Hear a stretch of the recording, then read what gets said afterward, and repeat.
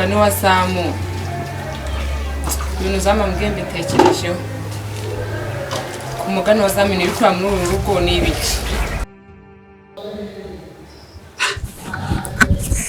kugira ngo umugabo aguteshe umutwe ubu jewe rero kwa kumba ndi simba n'umwari cy'abagabo byandesha umutwe mwanga sibiti bingenda ndabirambiwe abose ko nzi ko turi inshuti ukaba utangiye kumbwirana reba agapantaro keza amaye n'agakote n'agembeye cyane cyane ku rugi ntabwo turi inshuti se bose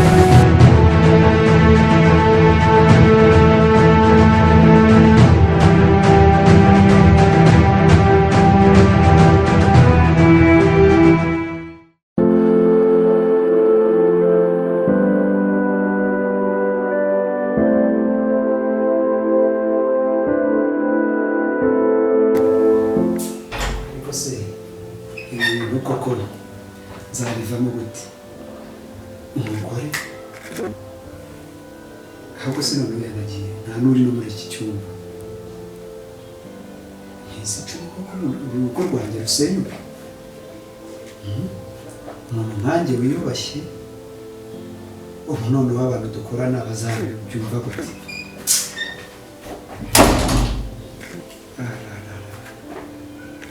use nkora iki kaya gakobwa nako muri kamanda kanyiziritseho kandi akiziritse ku muguru gashirwa kawuciye nanjye karawuciye pe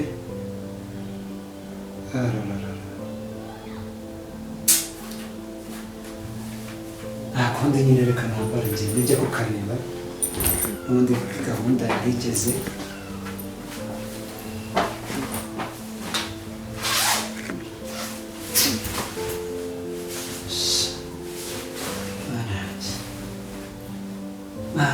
mana yanjye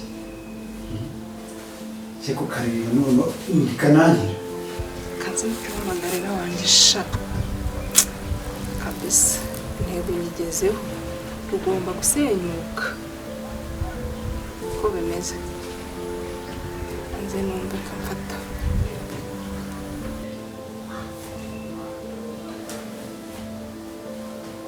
Alo?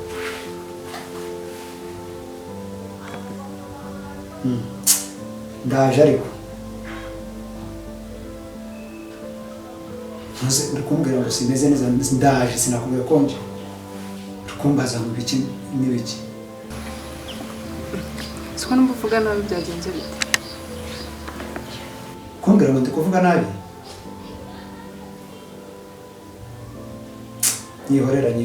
nyihorera ndaje mu kanya gatoya ngiye gufata imodoka byo bimaze kwitegura sawa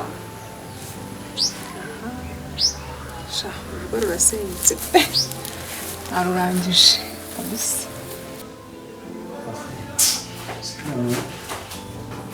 atangiye kumbwira ibyo kuvuga nabi nawe ukabwira nabi se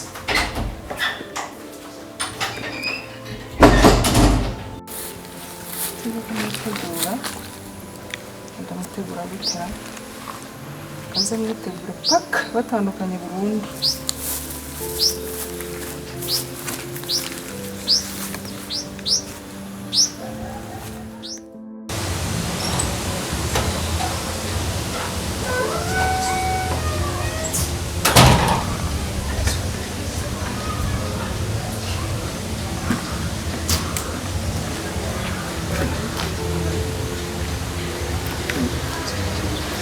zamugingurira hariya mu isonga ese boss ko ndeba utameze neza byagenze gute uno munsi ase urambaza nose ibyo bikote byawe babicika ubu gisambo kikwirukankanye wabigenza gute boss ko nanze ko turi inshuti ukaba utangiye kumbwira nawe reba agapantaro keza amaye n'agakote n'agembeye cyane cyane ku rugi ntabwo turi inshuti se boss nose ibyo by'ubushuti bizabite jewe nimba turi inshuti unkorera akazi kanjye neza yego ndabyemera ariko rero kingura nitambira cyane soje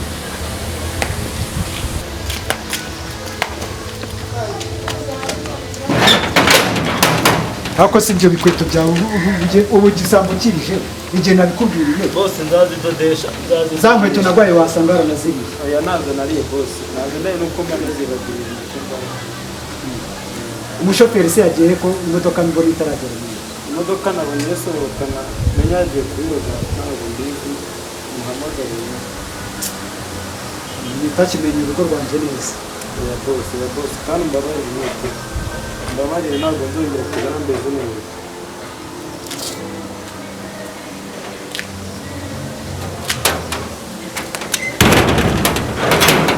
menya bosi yagiye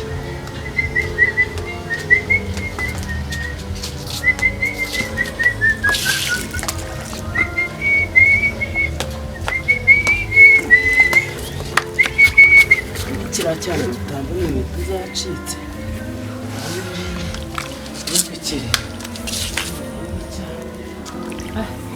ndagiteye abasore bari ngo ndizamubumbiye nanjye mbabuterese kabisa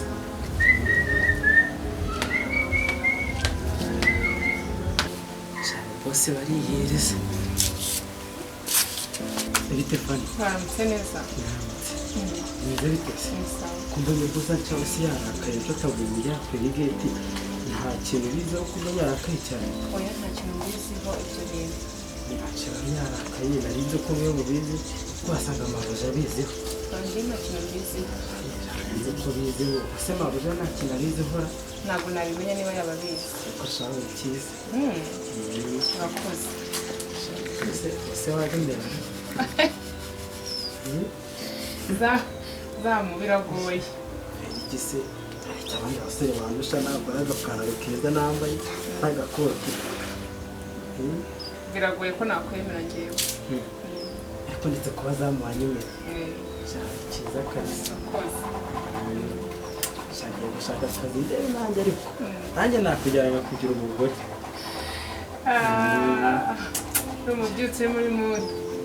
umuntu se wenda waba uri kumwe n'igikorwa cyiza nkaho inogeye umuntu Ewe. Ubwo nibyo ubwo ari wowe ubivuze. ese njye nabandi ko ndi mwiza ntabwo wanyemera Uko biri uri mwiza. nanjye ndakwikundira nyine kunyabwo hano kwa bosi ariko ndakwikundira nanjye Nkundira iki se? nziza inzobe nziza Okay, hari n'abandi beza kundusha rero. oya yewe nabonye mwiza kubarusha ubundi ahantu hose nakoze niyo muri iki gipangu rero nasanze n'umukobwa mwiza nkawe Urakoze. siko uri mwiza kurusha nawe Oya ceceka mabuja atakumva akakwirukana. aya mabuja ntabwo aranyirukana ubundi se nawe ukabizi mwiza kumurika Oya ni mukuru wanjye. uri mukuru wawe wowe mukuru wawe umurusha ubwiza Oya. mwiza Urakoze. Ngaho nyine subira ku gipangu kugira ngo turangiza kumenya ibiri kubera hano nanjye ntabwo ndabimenya neza. ariko nyine ndakwikundira Yego. rero uzajya usanga no kwiga tukaganira nta kibazo Nzajya mpa gusanga unganiriza.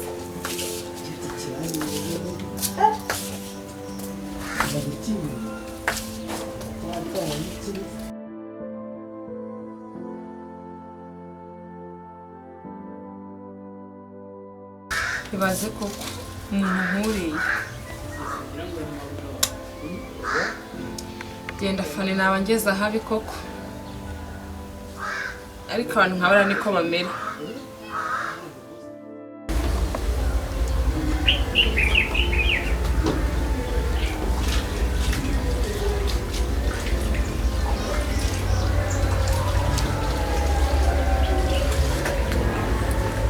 Ariko se umugani wa Zamu ibintu zamambwiye mbitekerejeho ku mugani wa Zamu n'ibikora muri uru rugo ni ibiki. Sister ntashaka kurya ntashaka kunywa ntashaka kumvugisha bofu nawe ntameze neza ngarukire Zamu ibintu biri kuba muri uru rugo ni ibiki. Nanjye ibintu ndi kubitekereza nkumva mbiburiye igisubizo pe. Ese sister afite ikihe kibazo? Mana yanjye undindire sister pe.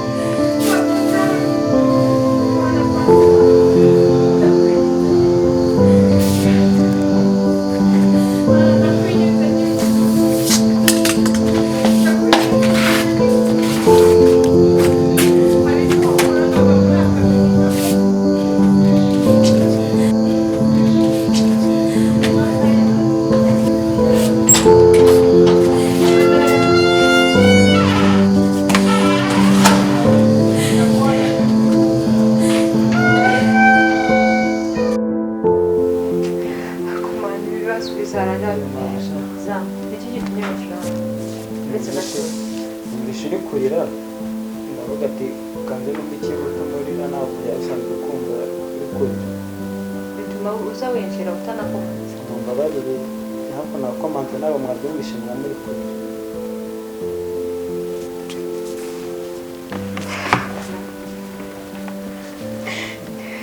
ese mabuja ku bidasanzwe urira byagenze gute bose waguteye agahinda za ndashaka ko nta kintu wahinduraho nta n'icyo wakora mfite ibibazo byanjye byihariye n'agahinda kanjye nta na kimwe wahindura oya mabuja ariko wigumya kurira kuko uri kurira bikumbabaza wigumya kurira za nta kintu wahinduraho wigumya kurira nta kintu wahinduraho wigumya kurira bikundira agahinda wigumya kurira uzasubira mu kazi kawe jya mu kazi kawe ko nta kintu wahinduraho kagenda ariko jya urekere mu kazi kawe akoma zanjye uzahorana ibibazo ninjye uzicwa n'agahinda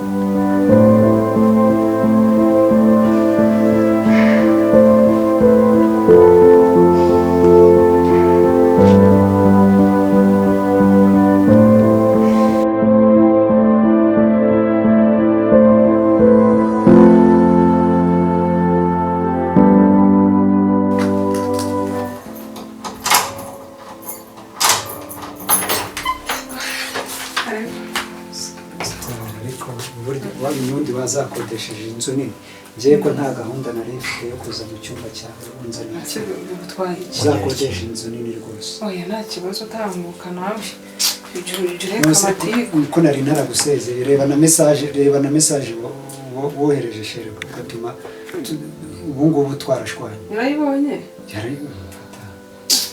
icara ibyo bimbwira wicaye umeze neza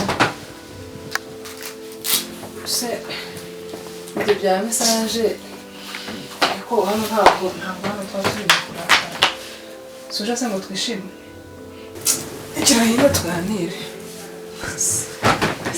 kumva muba wibabaje cyane bimeze ntubizi uzi ibintu byambayeho uzi ya message oya byihorere iyo message yihorere nasanze ryagiye no mu bundi buriri bwa murumuna we reka none wumve nimba niyajya mu bundi wenda nari kumusangamo ariko nasanze ibyo byihorere ese abagore nk'abo ngabo nese yarayoboye yuko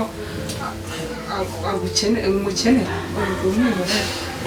umwihorere ibyo byihorere niba na ngombwa wirarira ari ikibazo hano ni mu rugo iwanjye ntugire ikibazo nta muntu ndarana nawe nta n'uwo tubana hano ushatse warara nundi se ndataha njye kurara mu buriri bwanjye nyine bugaragurikamo njye none se nyine kujya ujye kugaragurika wenyine reka twirarane nzi ko nagusezeye oya ntabwo wabyumva gusa wansezera bikavamo ubwo se kayanga uwo umugore araziguha cyane none cyakubwira haciyemo n'iminsi oya ibyo ntabwo nshaka kongera kubyibuka ntabwo mbishaka nshaka ko twishimana ukarara byaba na ngombwa ukamara iminsi mba ndi hano jyenyine buri minsi nta n'akazi mfite nzabasha kukwitaho hari ikibazo ese nza gutekereza cyane hari ikibazo kirimo umugore wanjye naramukundaga urabizi nawe naragusezeye nkubwiye ko bitazongera nyine ndi kubyumva ariko ikibazo nawe ntabwo akwitanga guhekeye si wowe se wabiteye kuziguha si wowe wabiteye ndetse ko ngo umugore araziguha base aho uri kuntsinda none aho uri kuntsinda kuko yaranantaye icyo kigaragaza ko atagukunda nyine yaranantaye neza agukunda yaguta nanjye ngiye kukwiha wese ni akazi kawe ntiwumva meze neza ugaruka muri mudu byo ngibyo byibagirwa tuniryamire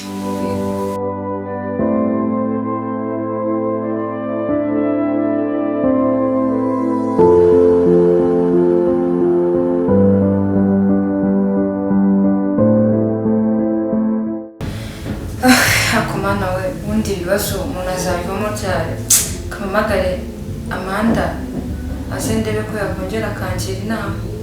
Ibibazo bimbanye byinshi pe.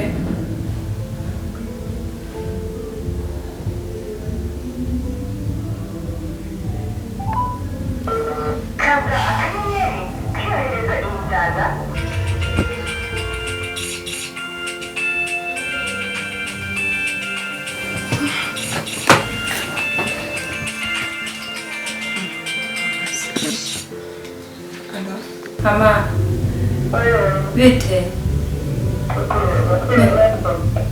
Meze neza. Nese ko ngushaka. Washakira nk'iki?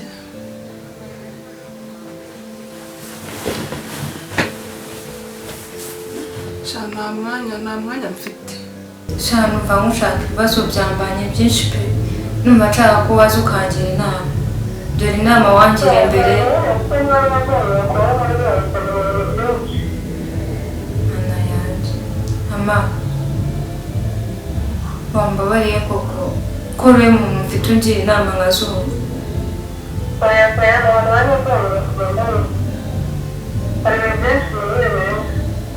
Umbabarire uwo mwanya ntabwo mfite kandi wihangane. Sawa kandi turi kumwe.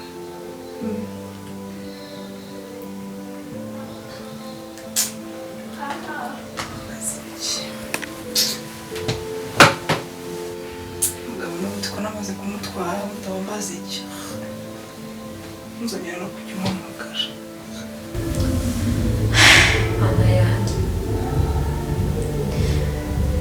n'inshuti yanjye irantererana.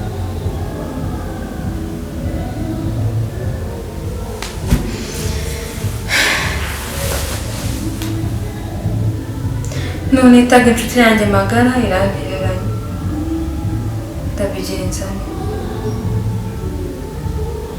Ndabigenza nte koko?